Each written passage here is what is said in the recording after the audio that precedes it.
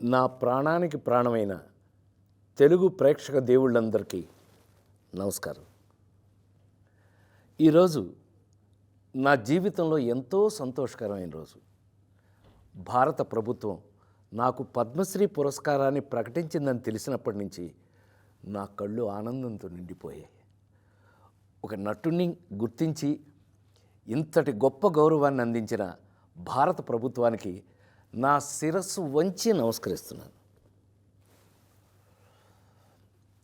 అలాగే నా పేరుని ఈ పురస్కారానికి సిఫార్సు చేసిన ఆంధ్రప్రదేశ్ ప్రభుత్వానికి, పెద్దలందరికీ నా ప్రత్యేక కృతజ్ఞతలు.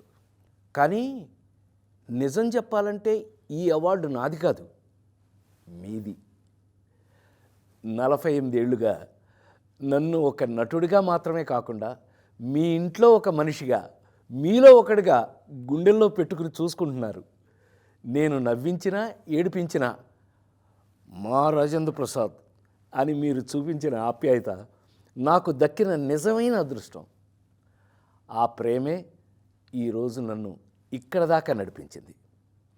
2 తెలుగు రాష్ట్రాల ప్రజలు నన్ను సొంత బిడ్డలాగా ఆదరించారు. మీ రుణం ఈ జన్మలో తీర్చుకోలేను. నాతో పాటు ఈ ఏడాది పద్మ పురస్కారాలు అందుకుంటున్న దేశంలోని మహానుభావులందరికీ నా శుభాకాంక్షలు తెలియజేస్తున్నాను. మీ ఆశీస్సులు ఎప్పుడూ నా మీద ఇలాగే ఉండాలి. బ్రతికున్నంత వరకు సర్వదా మీ రాజేంద్ర ప్రసాద్. నా ప్రాణానికి ప్రాణమైన తెలుగు ప్రేక్షక దేవుళ్ళందరికీ నమస్కారం. ఈరోజు నా జీవితంలో ఎంతో సంతోషకరమైన రోజు. భారత ప్రభుత్వం నాకు పద్మశ్రీ పురస్కారాన్ని ప్రకటించిందని తెలిసినప్పటి నుంచి నా కళ్ళు ఆనందంతో నిండిపోయాయి. ఒక నటుడిని గుర్తించి ఇంతటి గొప్ప గౌరవాన్ని అందించిన భారత ప్రభుత్వానికి నా శిరస్సు వంచి నమస్కరిస్తున్నాను. అలాగే నా పేరుని ఈ పురస్కారానికి సిఫార్సు చేసిన ఆంధ్రప్రదేశ్ ప్రభుత్వానికి, పెద్దలందరికీ నా ప్రత్యేక కృతజ్ఞతలు.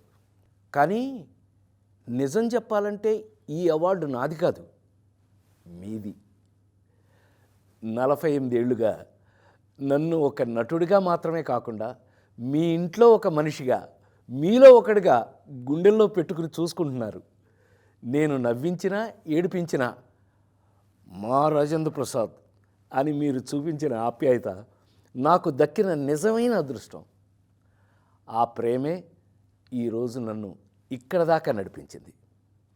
2 తెలుగు రాష్ట్రాల ప్రజలు నన్ను సొంత బిడ్డలాగా ఆదరించారు. మీ రుణం ఈ జన్మలో తీర్చుకోలేను. నాతో పాటు ఈ ఏడాది పద్మ పురస్కారాలు అందుకుంటున్న దేశంలోని మహానుభావులందరికీ నా శుభాకాంక్షలు తెలియజేస్తున్నాను. మీ ఆశీస్సులు ఎప్పుడూ నా మీద ఇలాగే ఉండాలి. బ్రతికున్నంత వరకు సర్వదా మీ రాజేంద్ర ప్రసాద్.